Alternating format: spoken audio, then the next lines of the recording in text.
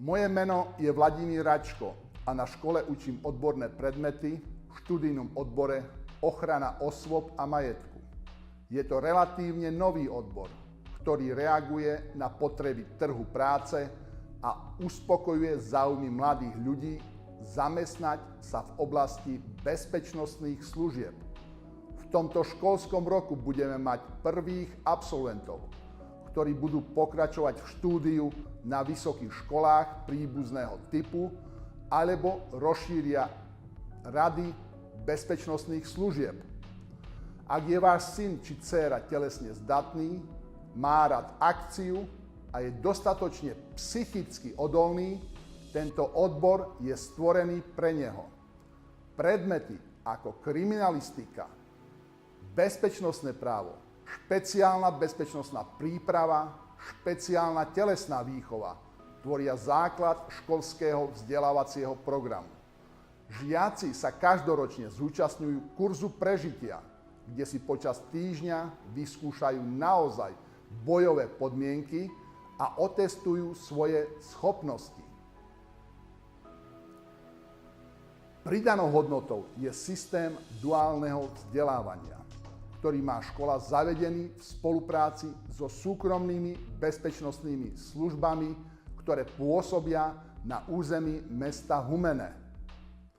Sme prvá škola na Slovensku, ktorá duálne vzdelávanie v tomto odbore ponúka.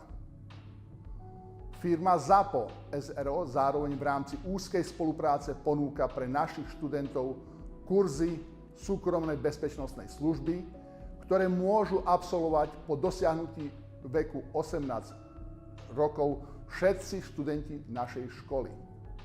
Žiaci majú na škole k dispozícii odborné učebne a telocvičňu na tréning bojových umení v rámci predmetu špeciálna telesná výchova. Uvedomujeme si, aké je dôležité učiť pre prax.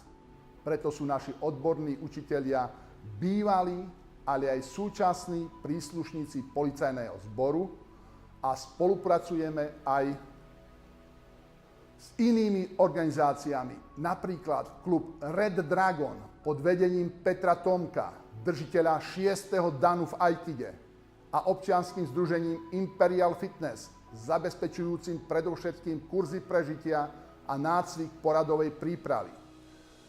Ak vás moje slová zaujali, tak už len treba dodať, že pre úspešné prijatie na tento odbor je nutné absolvovať talentové skúšky, a to test telesnej zdatnosti a test psychickej spôsobilosti.